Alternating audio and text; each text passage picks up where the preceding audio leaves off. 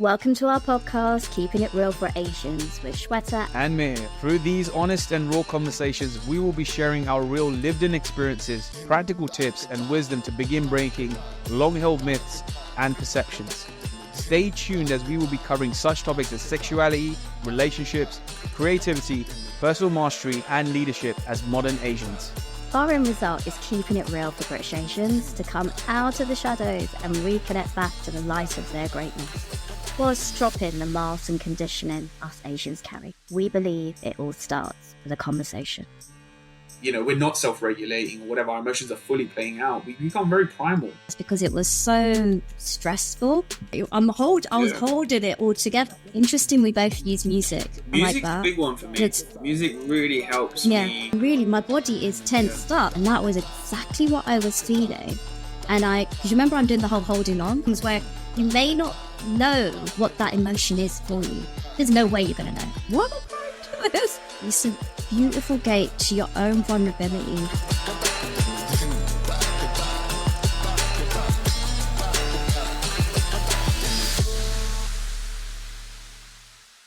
All right. So, welcome back, ladies and gentlemen, to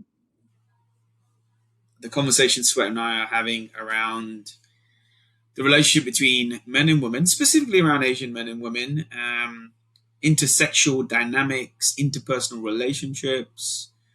And, you know, we started in the last conversation we had, we started off kind of demonstrating. I think we're in agreement, me and Sweta are in agreement that we're kind of demonstrating what a healthy, honest conversation looks like.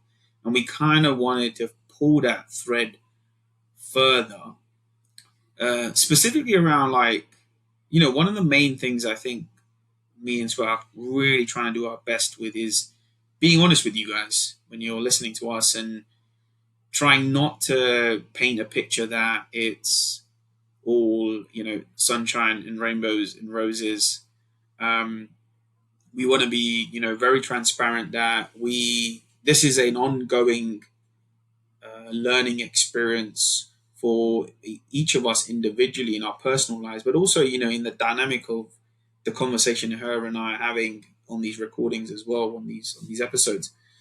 So in the spirit of, you know, being honest, the first thing, it's something that I've actually kind of and still working and really have struggled with, is being honest with myself, especially how I am emotionally, what I truly feel as a man, what is truly kind of, you know, happening inside my body, and then being able to either articulate that to myself or articulate that to a loved one or someone that I feel safe with.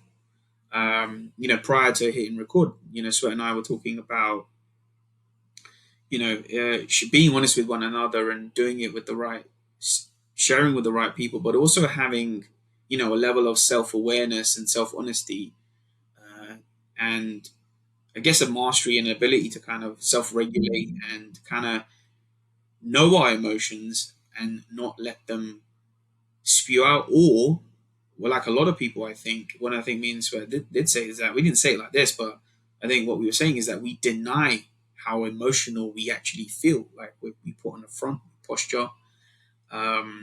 You know, you mentioned the story about when you were going through your marriage breaking down, and you said, I have to keep it all together.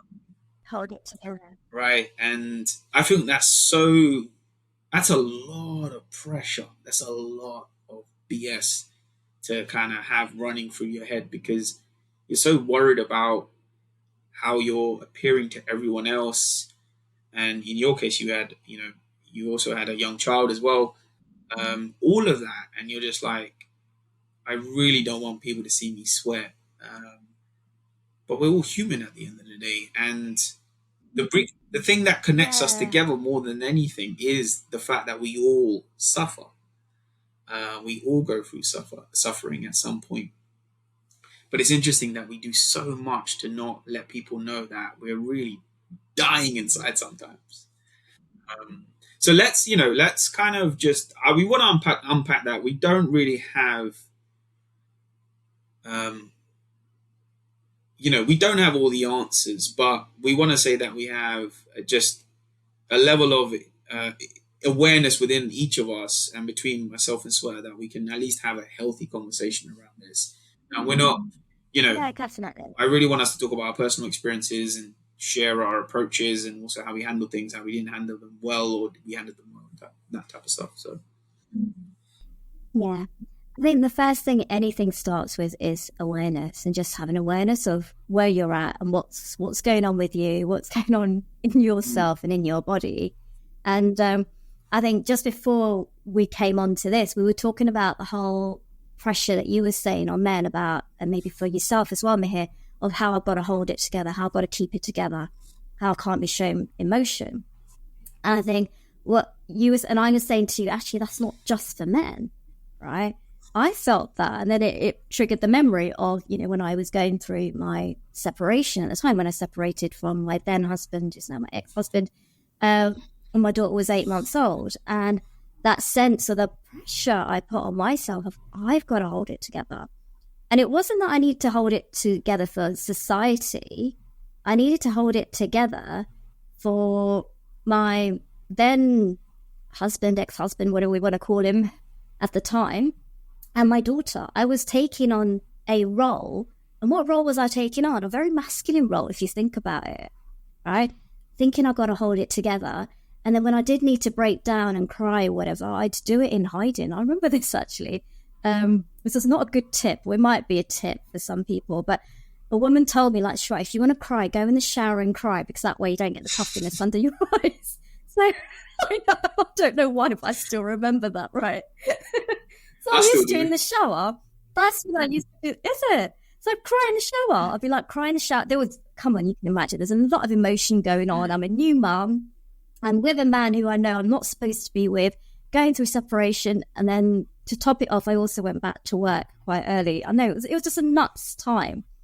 But very much at that time, taking on quite a masculine role, if I think about it, and really embodying that, as in, right, I've got to hold it together, got to provide, got to get out there, got to put it. And then when I did want to show an emotion of vulnerability, I didn't go to my then husband at the time, or not even to my friends. I think I kept it to myself for quite a long time, actually, and cried in the shower, made sure I didn't get any bags or any songs. I'd been crying because I didn't, it was putting on the mask, right?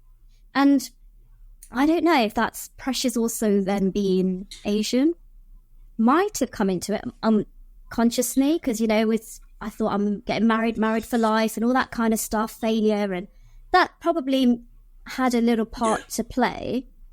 But also there was that conditioning of a role that I took on and how I was embodying that internally. Now, obviously, now I'm reflecting back, I know exactly what I did, right? I took a masculine role and I denied my feminine energy, right? And I know outwardly, obviously, we're talking about energetics internally in our bodies. We're not talking about our outward gender, right? But that's because that's what I knew was going to get me through this. I thought that's what's that autopilot that we have that's going to keep me going. But then it crashes at, so we were just talking about this, isn't it, Meehir? Even for men, for both of us, right? When you're at that point where you're holding it all together, what happens? At some point, it's going to go, and you're going to be a blubbering pretty mess. much, that's kind of, that's where a lot of people develop mental health challenges, health problems, physical health problems, all types of kind of physiological and mental ailments. And it's kind of been my experience. And it's so interesting because I think, we talk about masculinity, and I get the behaviors in terms of, being the provider and being someone who's taking action consistently, and all that type of stuff. But I think, also from an emotional standpoint, I don't think there's anything masculine around denying emotions. I don't think that's healthy masculinity. And even with femininity, I don't think it's feminine at all for a woman to deny her emotions. I think you get two ends of an unhealthy spectrum. You get like denying of emotions and then fully playing out your emotions. There's no like a higher, healthier in between. And I think that's, we really, hopefully this conversation kind of gives more body to what's healthier. We deny it, and we deny emotions. I know traditionally I've kind of denied emotions, and then you have this point where you can't take anymore, and you completely play your emotions out fully. Like having mental health challenges is a reflection of your emotions just completely. They need to play out because you've been kind of trying to doctor them or repress them or suppress them. There is always which is hugely unnatural.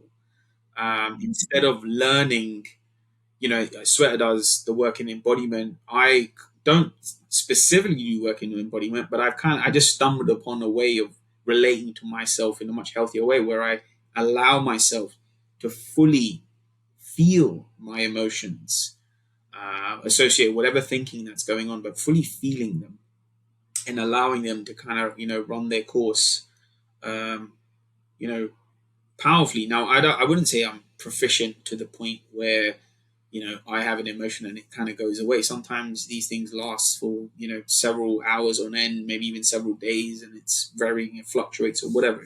We are human at the end of the day. Emotions are a constant spectrum that's always at play. So I honestly think that if we can get to a place where we can truly embody the emotional experience that we're having, knowing it, feeling it, not being afraid of our emotions, and being able to dialogue with ourselves in a healthier way. One of the biggest struggles I had, the reason for this, I struggled is because I didn't have, my parents were unable to, they weren't in a place to provide me with the learning to self-regulate when I was having, let's say, a very emotional experience. I kind of had to cope, like a lot of us do. I think a lot of Asians have to do that. I don't think a lot of my parents, they come in as immigrants, so they're trying to survive, and then it's difficult for them to kind of train the child to emotionally regulate, if they don't know how to do that, especially if they're or then think they know of it. they know very little at that point. But if you're trying to start a new life, you have a complete change of orientation in a foreign land where you're a practical stranger. Thinking about a child's self-regulation can become a bit of an afterthought. Yeah, exactly. Like just knock it off. Like don't. Yeah, That's what self-regulation the adults' problems are bigger than your tantrums. And I get that. Yeah. And I'm not chastising, parents or whatever. I think they really tried their hardest, and they did what they tried. Their justification is, I'm trying to give you a better life overall. Even though that's maybe not what we needed, but that's what they went. They went here. They came here with the best of intentions, and I honestly believe that. That's the majority of parents. You get the old exceptions that were really unkind and not caring, but we're not talking about those. We're talking about the parents that did their best, but it still wasn't good enough.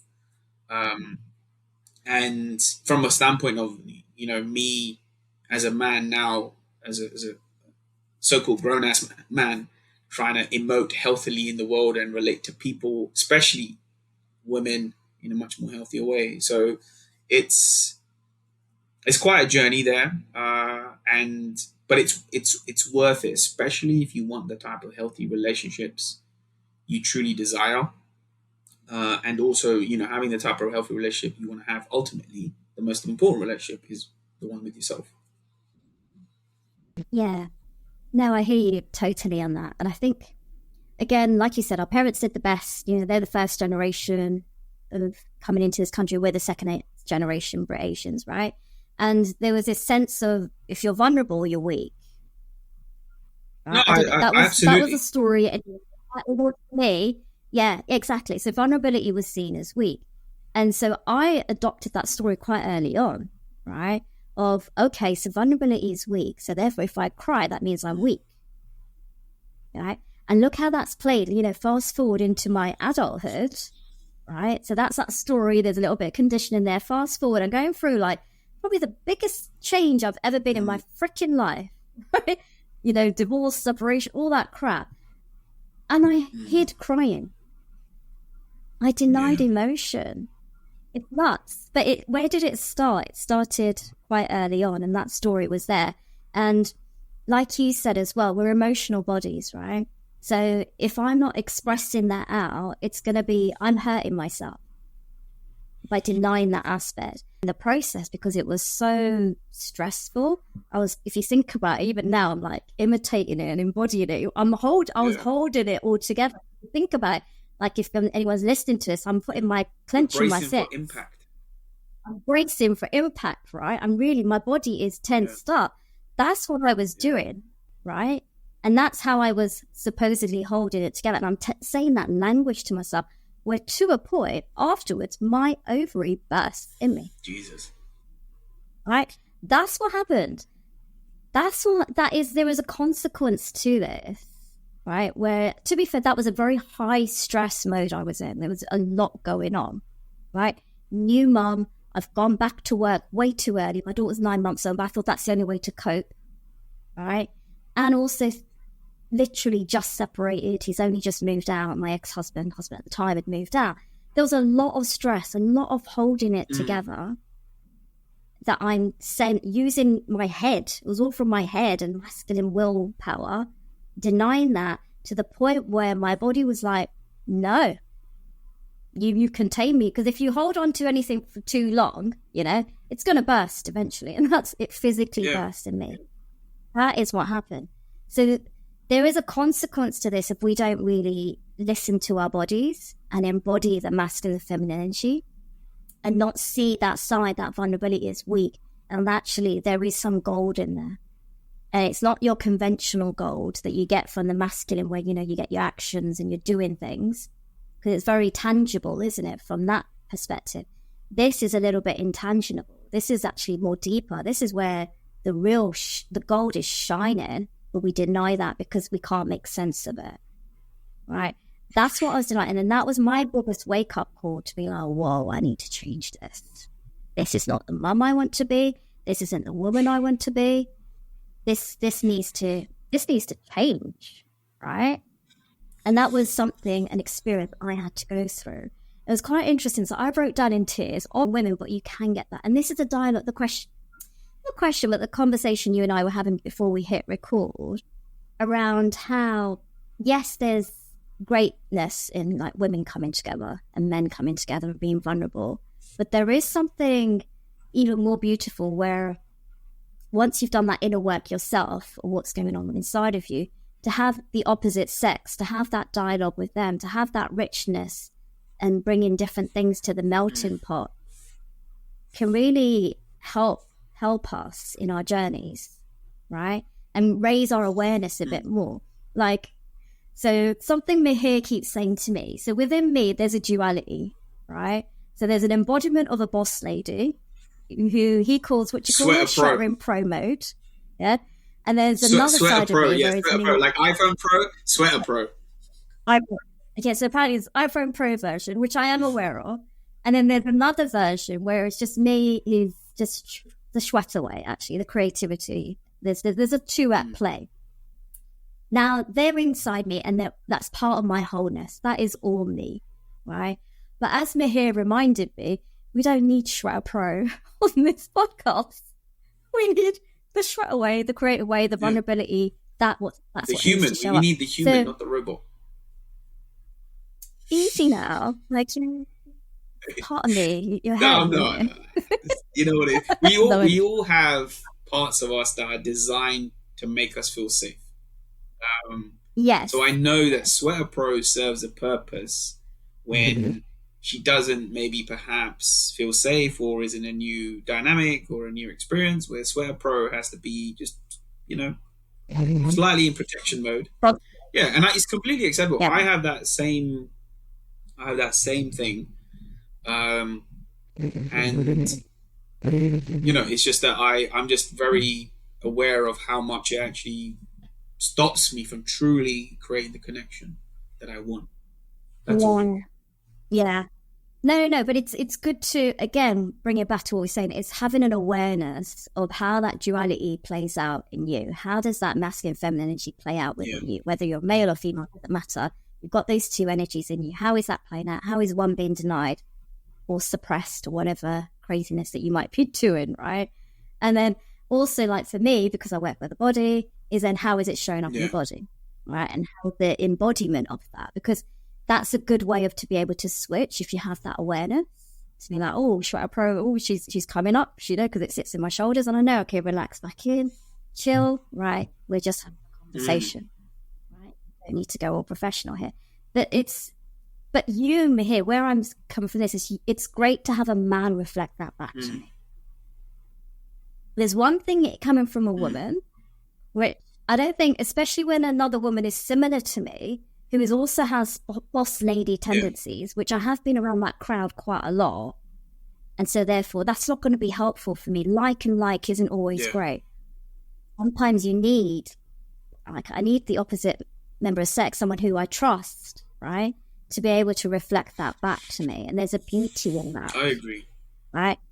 But you need to have got yourself clear on what it looks like for you, and then to be able to articulate that for someone then to reflect that back. So it's that healthy dialogue, right? And vice versa, right? For you, Meehir, that's obviously playing out because you feel you've got to hold it together. You can't be seen as weak in a relationship. What was it you were saying earlier about, if you did pull your heart out in a relationship and showed a level of vulnerability, at some point the woman's going to be like, all right, now, can you get it together? Like you had that dialogue in your head, right? Well, so therefore, there's a filter in you saying, right, I can, but only so much. So you're putting for you, like for me, I was holding it together. For you, it's almost like you're putting a cap on it, right? And I don't think you're alone either. I think a lot of men do. I think what happens in those situations is, you know how when, a woman might be having an emotional experience and the guy thinks it needs to be fixed, right? Like he thinks that he needs to fix that. I think that the same happens with guys. Like, I think I don't want to lambaste women like across the board, right? But I think if a woman won't fix it per se, but she's, I don't think I think that they want to fix it. I think the expectation is, are you looking to me to fix this? Because I really need to know right now if you're looking me to fix this. And I think that is, and there might be an expectation from the guy because unconsciously, if you haven't had, let's say, for example, you didn't have the maternal motherly love that you needed as a child, as a man, right, as a boy, to like be held, your mom's there, like, it's okay, son, they're there, right, to help himself regulate. So when you walk around in the adult life and then you have this moment of vulnerability with a woman, and unconsciously your expectation is like, it's a projection, it's a huge projection, to be like, give the same level of maternal care a fully blown adult woman who's not your mom to kind of give that. And I guess that's maybe the reaction they have. It feels like there's this expectation. But I think that's, if certain women can hear me right now, I think it's, if you ever felt in that position where you expected to kind of resolve that man's emotional tension like a mother would do a child, please don't get angry at them. I know you're dealing with a lot as a woman as it is, but we've got to get through this together one way or another. All right. And I also think with guys, you don't need to fix it. Like you don't. Like a lot of my healthy emotional stuff with women is that I've learned to not fix it. I've literally just listened. Like, and I'll listen. Like it's obvious. Look, it's part of my profession that I have to listen.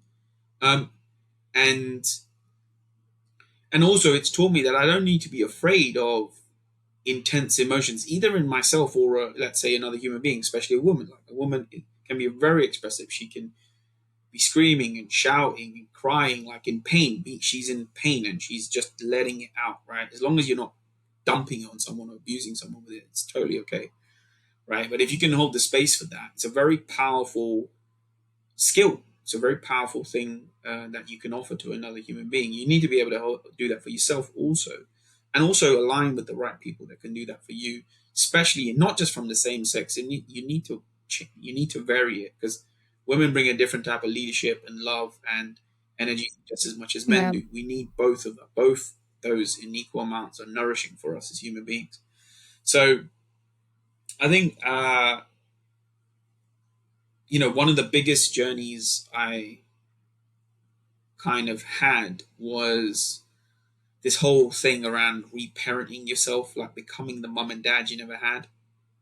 And that wasn't a fully blown embodiment experience I had to have with my imagination and then feel what I needed to feel and then soothe the parts of me that were wounded and the inner child thing. I all made it up. Like, guys, like, if you're listening to this, I made this up. It was a very intuitive process. I was listening to this really deeply emotional Lady Gaga song. And it kind of just happened. And I used my imagination. And I'm not saying that this is the way, right? This is not what I'm saying.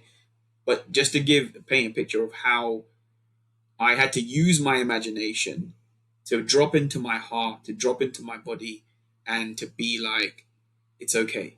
It's okay, man. Like all the memories, all the painful, wounding memories I had, I kind of had to do a bit of this imaginary time machine thing and go back and give myself, that version of myself, the love and the support and the care that it needed, that he needed at that time, all the way from childhood, all the way up to recent adult life. And I think, for those who haven't had an experience of knowing how to emotionally, self-regulate and to emote in a really healthy way, and then be like, look, this is what's coming up for me, and articulating that with another person, maybe another woman. It's huge if you can do that. It's really helpful. And, I know it's like you've kind of been in your own journey to kind of step out of this identity of this strong Sweta pro, independent, holding it all together woman, right? Because it feels so misaligned and out of integrity with who you truly are. And really stepping into a much more balanced nuance that's predominantly feminine when she wants to be. And it's not like, she's less capable, but she's able to not be, without like being a man, but still leverage masculine energy in a powerful way. I think that's an important distinction here that we need to make sure that we're saying. True, but just to rewind back there, I think that is really beautiful, the process that you just shared of how you went into your imagination and then you brought that in to feel that into your body. I mean, that is genius. That is your own personal way that you've created, but it's beautiful how actually it's got a bit of feminine energy into it. It's very creative. Yeah. It was a hugely, what I would consider, without being a woman or a mum, it felt very maternal towards myself. It was hugely maternal, right? I've been very paternal towards myself. It's very easy for me to be paternal, like, knock it off, son, get on with it, right? But totally. Like, come on, we ain't got time for emotions today. We got to get on with it. There is a need for that sometimes. Sometimes emotions need to take a back seat. It's okay to feel them, but we got things to do. Absolutely. When your baby's crying and you're like, what the, but you're like, it's a child, it's helpless. I need to go and hold it and take care of it, right? We all have to put our emotions aside. Absolutely. No one's saying that we kind of just blow up, right? Well, there's just a slight change in that. It's self-regulate. So there's putting your emotions aside is the dysfunction. Or denying right? them. Because that's the denying them. Yeah. And there's the awareness piece of just having an awareness of, all right, let me regulate myself because right now, like you said about the baby cry, that needs me. So let me get my shit together, for want of a word, to be able to deal with this. And then I can come back to what's going on for me, because you might need to self-regulate quite a few times, right? But what I loved about what you just articulated of your own process of going into your imagination, seeing like some of those stories, not being so harsh on yourself, and then bringing that into your body and feeling into that, that is a way of you then getting in touch with your emotions, your way of self-regulating, your way of, because your masculine voice from what you were telling me is like, right, we'll deal with that later. Deal with that because we've got to get shit done. This is getting shit done, right? If this is the most important shit you need to get done, is get regulated yourself, get in that process, and that engage in that. It is your feminine energy. It is your nurturing energy. It was very, very creative, Meehir. Thanks. Right? That's it. Well, kudos. No, I appreciate it. Look, right? I mean, I try not to. What feels very true for me to share with most people is, you got to come up. There's so many processes and techniques, right? And they're hugely helpful. But the spirit and the way that I work is like, take whatever you can that's useful, and you've got to make it your own. I know someone has the same process properly formulated somewhere, some practitioner or something, right? It's just But that's not. sorry. No, this Yeah, was exactly. you. This was you. Exactly. I mean, it coupled with this Lady Gaga song, it was like the perfect combination. The lyrics that were saying, that were being spoken, everything was like the perfect combo. And I just cried for an hour straight. I've never ever done that in my life. I've had like a solid cry, but this was an hour straight. This was like years of pain releasing and purging. I don't usually do that stuff, but it was hugely important for me. I realized that because I was exhausted by the very thing that you were saying around holding it all together, right? And I was like, I can't. I'm done. I'm done trying to keep it all together. I'm not going to spew my emotions out onto others. That's not who I am. I don't want to be that person, right? I do want to do the respectful thing to myself and give myself what I need. And for the first time, I boldly asked myself, like, what is that? And it was that experience. I'm just going to just try it out. I'm going to just be vulnerable to my own guidance and be like, all right, let me give this a shot. And then I did it because no one guided me to do it. No one told me to do it. I didn't read it in a book. I didn't do anything. I had to be courageous enough to just be like, to honor my emotions enough to be like, give yourself what you need, meet your own needs, right? This is what this is about. Right now, you need your own needs met, and the only person that can do it is you right now. So just give this a shot. And I did, and it was a groundbreaking moment for me in terms of my relationship to myself, and also just the way my relationship to my emotional body and my emotions completely changed after that. I didn't fear them the way that I once did. I didn't try to avoid them. Like I really am diligent in feeling everything I need to feel, because I can get very heady, right? I can get very heady, very problem solving, very methodical, very cerebral around how I'm feeling. When all I really need to do is just come down, drop into that, and feel everything that's going on. And then sometimes it needs to pass, or sometimes it's telling me a deeper truth that needs to be established within myself. No, I love that. I love how you articulate that. And I love how you found your own way of doing that, right? And in a way, that's kind of like how my business came about. The Sweta way is because I've created my own way. It's not like how other coaches do it. I don't even describe myself as a coach, but I just use that word because people are familiar with it, right? But it's that way of bringing different melting pots together from your life experience, and to be able to then use those tools for yourself. And then what Meehir and I are doing is then obviously supporting our clients and the people that we work with that, right? But what I love about that is what you've also demonstrated, Meehir, is the masculine and feminine energy within you, right? How you're a man, right? And that was beautiful feminine energy in you that you've just articulated how it works. And then when you had that moment of, okay, fine, it was an hour of cry. I've done something similar as well. It was different. It was Kate Bush for me. It wasn't Lady Gaga. It was a Kate Bush song. Was it the famous song that came in Stranger Things? I'm running up the hill. Yeah. No, I do like that song, though. I've done that. That one, it was another one, Woman's Work. Okay. Someone might know. Yeah, it's that run deep. Awesome. Yeah, even the lyrics, everything. That one got to me, right? A bit of Kate Bush, with the way. But I don't know if this was similar for you. After I had that good cry, after I released, and it is a bit of a release, isn't it, of those emotions, leaning into it, seeing that story isn't really all of who you are, it's then something else emerges out of afterwards, right? Because then you've almost freed yourself up because you've rested into that, and then you're rising back up. It's like, okay, how am I going to, if it's a situation, but how am I going to deal with that situation? What's obvious for me to do next? In some cases, it's like, right, I don't need to do nothing, or whatever it might be. You just get this sense of knowing or an openness of where you want to go next, right?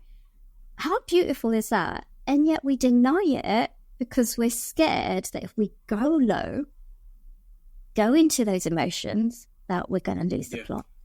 Pretty much. Right?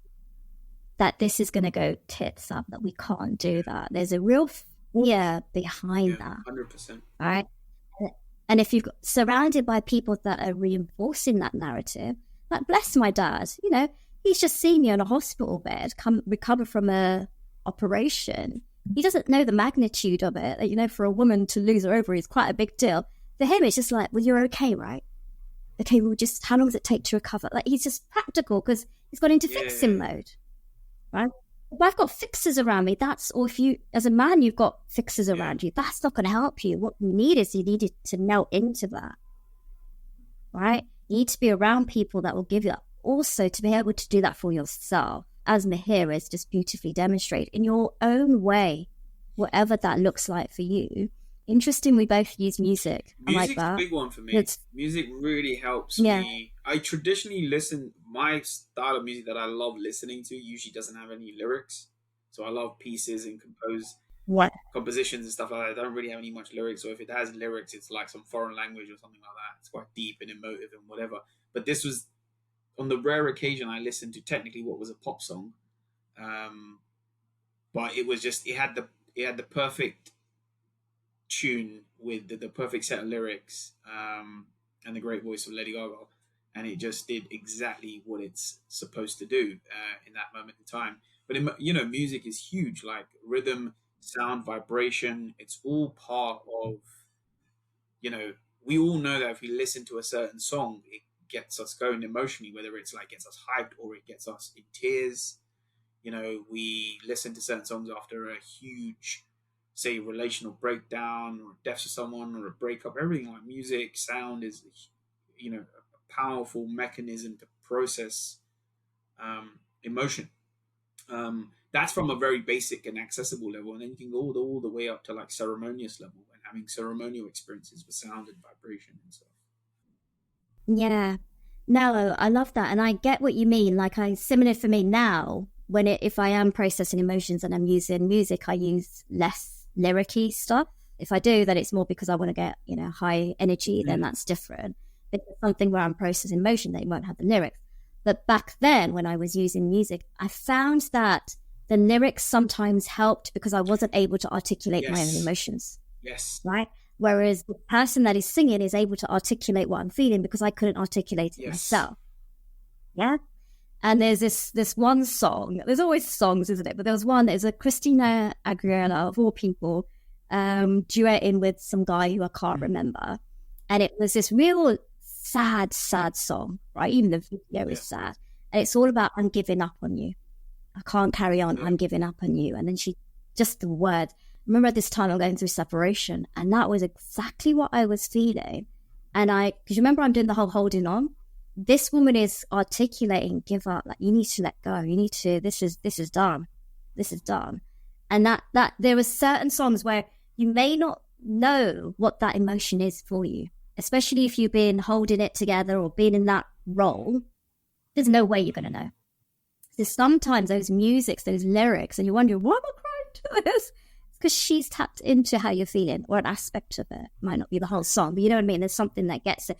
But then that starts opening that gate, which for some we fear is the floodgate. It's not a floodgate. It's a beautiful gate to your own vulnerability, your own kind of self-healing, your own self-regulation, to be fair. Yeah, big time. To go into that, to delve into those emotions, to be able to open up to something new. Which is beautiful, I think. But then as you master this, there's different ways. But I guess I love what we're talking about here. So we're loving our own stuff. That's crazy. But in the sense of, we're doing a bit of personal self-mastery here, right? Of where are you at? How is that masculine and feminine energy playing out in you? What are you denying? What are you suppressing? What is it that you fear is going to happen? If that does. And then when you just, there's that famous saying, isn't there, Meehir? Feel the fear and do it anyway. What if you just feel into that fear, right? And then feel into that vulnerability, and then then into the unknown of, right, where am I going to go? I didn't know what was going to happen next once I separate. I had no idea. Then I'm just like, anything was possible. I was in the realm of, right, I can create anything here. Where am I going to go? Totally. When you share this, I'm like, where at my lowest, just before I kind of did that exercise, that experience with myself, like I was at a place where I was like, it couldn't get worse than this. Like feeling this level, like it just can't get worse. I've been in really, in very, very powerfully debilitating emotional states, right, throughout my life, aka mental health breakdowns, and I think at that point when I listened to that, I was really just done with beating myself up for feeling the way I felt. And then I was like, why can't I just feel it? Let me just feel it. Can I just feel what I need to feel? That's kind of what was going on. I was at, critical mass with it all. But rather than lashing out or turning it into something or whatever, right? I felt like I needed something to maintain the integrity and the purity of just the raw emotion that was in my body. And I was like, no, I just want to feel this fully for the first time. I feel like I haven't even given myself the experience of my own pain, right? Because we're so busy fighting, holding it together. Like we don't really want to feel our own pain, right? Because it's too painful to feel pain. We fear, we fear itself. We avoid pain, especially emotional pain, like it's, like a monster. And I was like, please, like, there's a lot of thinking, a lot of thoughts going through my head at the time. But, I was going into it thinking, is like, you know what? If I die feeling what I'm feeling right now, let that be the case. Because I rather be honest with myself in how I feel and feel it fully rather than pretend that I'm okay. Because I've been trying to pretend that I'm okay for pretty much my entire life. Let me honor this and then see what happens. And then on the other side, I was like, oh, I'm still alive. Oh, the sky didn't fall down. Oh, I feel like more like me than I ever have, even though I don't know I don't really know who that is. And oh, like you said, I feel like I'm in a realm of possibility, even perhaps infinite possibility. So, so yeah, that's kind of, I really want, I do want to do a decent job of painting a picture of how deep we all are, really. We're here to experience our emotions fully. That I think, as a human being, what makes us human is that we are emotional, that we have thoughts, that we have feelings. But I think the other part of the journey back to heart is having the most healthiest, most expressive, expansive, most balanced, most integrated, masculine, feminine, all of it, healthiest version of ourselves and experience of those emotions. So, I think what me and Sweta were saying before we hit record was like, look, this all kind of starts with a conversation, a dialogue, right? Either with another person who's you established that is aligned with you, but also a dialogue with your higher self, with your intuition, your what we would call the most. Our intuition is supposedly, and I agree with this, is a reflection of the divine feminine that's within us all. It's not reserved to men or women or whatever. It's equal, just as much as there's divine masculine that's within us all, and it's not reserved to men only or women only or whatever. We all have both of those energies, and it's part of our journeys, I think, as human beings, to kind of integrate that in the most healthiest way possible. I love that. That's beautiful integration there, because there is the light and the dark, right? There's duality in everything, and there's a duality that sits within us in our bodies, right? Male and female.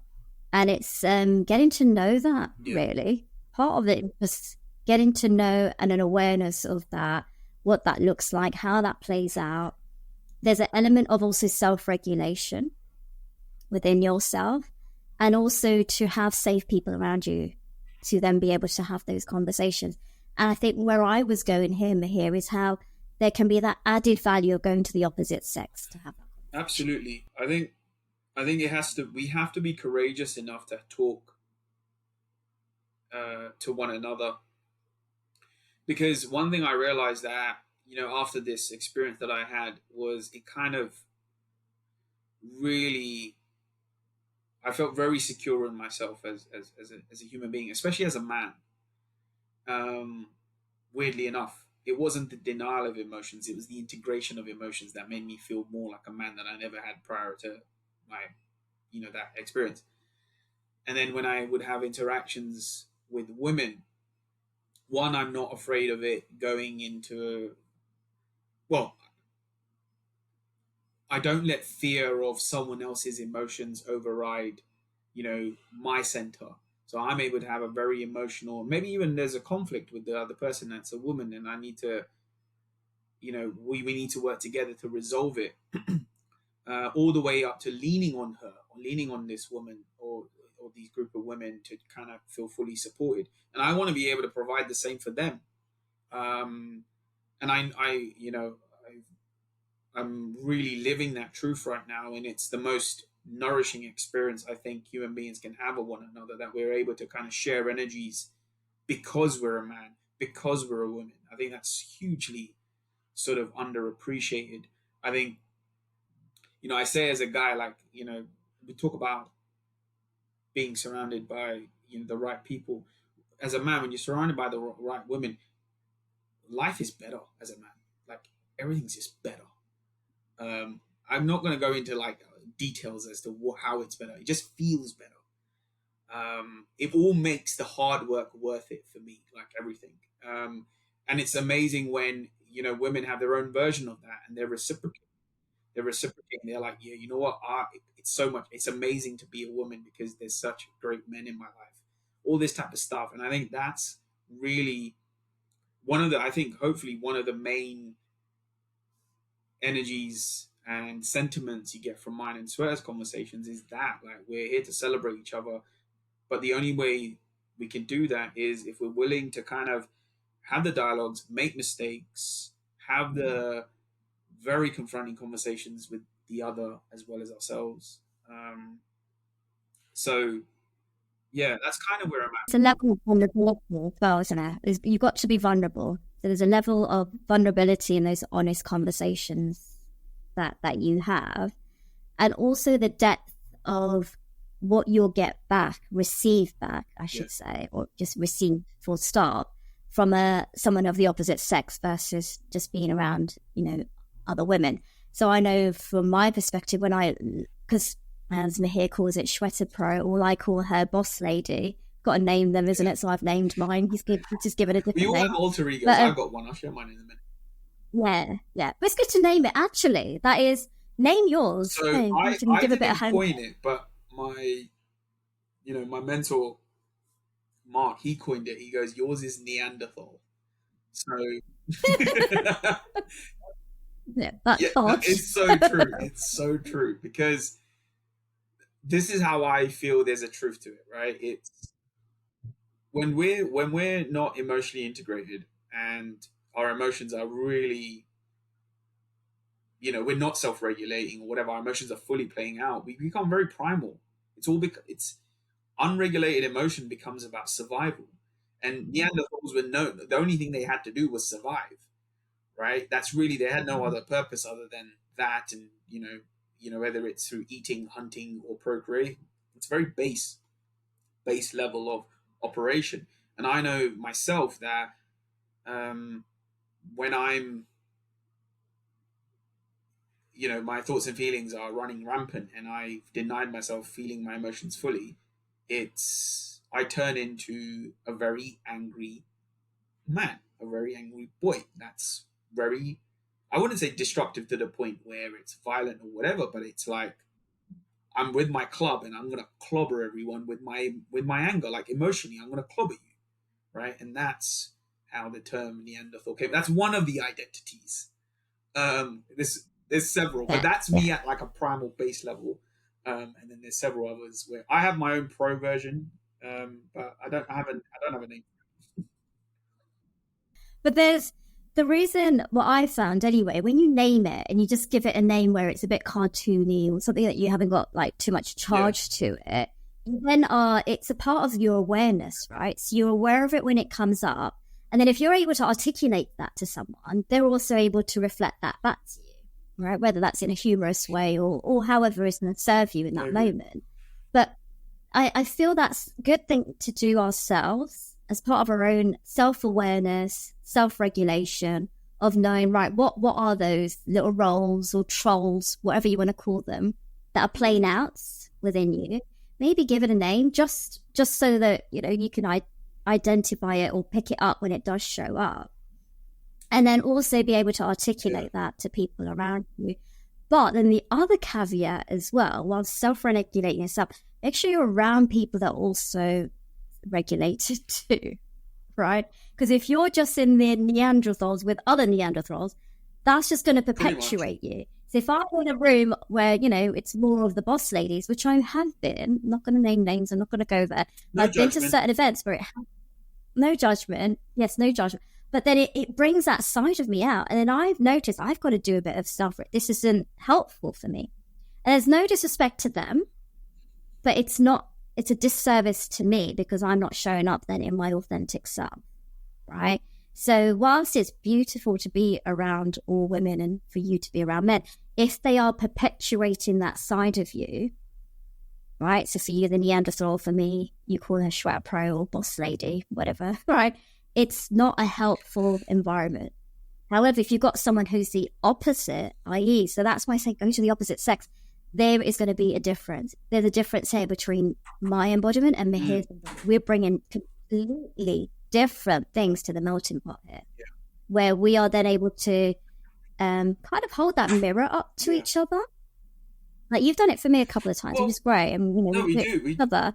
But to help that, as well as that awareness point, it's also that melting point of, oh, okay, because we are obviously creating things together. Right? Oh, what would you love to create? So it just, there's a richness to these conversations when it's with the opposite sex, who is also Mm. self-regulated in themselves and has a self-awareness. Yeah, no, absolutely. And like when we say like you want to be aligned with people that can serve you back just as much as you can serve them.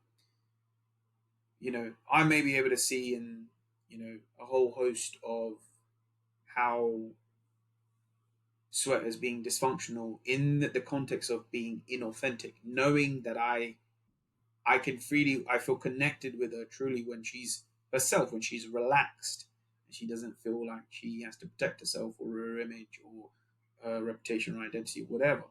I get a version of I'm sure a lot of people that are close to Swell and have really great secure relationships with her, they see the real Swell. So you want to be with people that can say to you like, "Yo, Swell, like I want the real Swell, not the Sweater Pro," right? And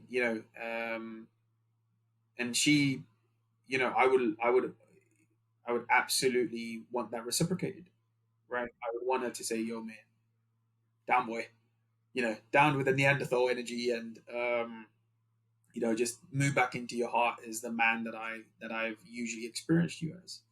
The real human being that happens to be a man, the real human being that is Swell that happens to be a woman. So there is, I think when we get this right as men and women, we really get it right. I think we really can do it right. I think there's a lot of societal conventions, being Asian, this whole thing around, men and women can't be friends. I think that's BS. Um, because I'm sure there's so many men out there and women out there that can attest to the fact that they do have friendships with men, even though they might be in a relationship with another man, right? Or a man being in another relationship with women. I know that people are powerful and secure enough. That there's examples and demonstrations of that everywhere, Indian or otherwise. Um, and I think the only way we're going to rewrite all of this and make something healthier, more powerful, and expansive, especially for our community, is starting off by having these conversations and just offering each other perspectives, staying out of like who's getting it wrong and who's getting it right, kind of a little bit adversarial, a little bit competitive. All that stuff needs to go, right? We're better together, right? Um, we're always better together and better as a team, and that's in any type of relationship. So I think that's really kind of, if there was a vision for the kind of stuff that me and Sweta are talking about, it's that, there is so much that is involved in that. There's self mastery, there's emotional regulation, there's embodiment, there's ways of thinking, there's change of narrative. There's so much. I guess the term is personal development, that's involved, but it's work that's really worthy doing if you want what me and Sweta are having in this moment, or what she's having with other guys, or I'm having with other women. That something's really healthy and nourishing, and it doesn't have to mean that they're your boyfriend or your girlfriend or you're a spouse or whatever. Like, it doesn't mean any of that. It's just two human beings having a genuine connection and riffing off some common ground that they may have. So that's kind of what we would, me and Sweta would love to see, and it's kind of where I'm going to end this episode. And I would love to hear any final thoughts that Sweta has as well. Yeah, I wanted to take it a level deeper in terms of it's more than personal development, because I think that's terms thrown around. It's not the best term, but that's what I came up to. Yeah, but if I can offer another narrative or another expression, it's personal self-mastery, right? That's what it comes down to, is your own personal self-mastery. And whilst that, you don't need to just do that all on your own. Yeah. Yes, it starts with yourself, of having an awareness of what's going on with you. How is that duality of the masculine and feminine energy playing out in you? But you know who the best people are the people around you to reflect that back to you. And what is even better is when you go to the opposite sex, for them to reflect that back to you. Right? And who are also equally regulated. You don't want to be around people that are going to perpetuate things. Yeah. And right, and then I'm glad you're saying that, and I think that we won't have it in this conversation, but I think the next conversation is to establish a little bit more around what is healthy and unhealthy, and how to still be healthy in the face of unhealthiness, right? Yes, and I know what you mean by that. Because that also needs to happen. I think that's a huge kind of growth area for everybody. Like, it's great that we get along and we have a natural synergy, but there's going to be people that are going to rub you up the wrong way. Some people are specifically designed to do that with you and your ego and your emotions. And it's like, can you still be self-regulated, powerful, be mastered in the face of that type of behavior, and still be integrated in your body, in your heart, and still kind of, show up powerfully for yourself and that other person, even if they're being royally destructive, dysfunctional, unhealthy. Yes. Yeah, no, that's definitely, God, I could think of another conversation, but I know we've got to end this one here. But let's hold that thought for the next episode, because there's lots bubbling up for me already. Amazing. Look, we'll end this here. Definitely. Look, thank you for listening, guys. Hope this serves you. We enjoy giving these, holding these conversations, so get involved. Anything else, Sweta? No, we'd love to hear from you too. What's resonating with you? What's landed? What are you learning? If you are learning anything from us. Awesome. Not that we're teaching, but you know what I mean? What is it that's resonating? What do you do? What are your personal self-mastery practices that you might be using or may start using now, being inspired by Meehir and I sharing things of self-regulating? So, we'd love to hear from you. Thank you. And on that note, bye for now. Thanks for listening. If you enjoy this episode, we'd love to hear from you. So leave us a comment or get in touch with us via the details in the show description. And if you really enjoyed this episode, share it with someone that could benefit from our conversation. And stay tuned in for the next episode.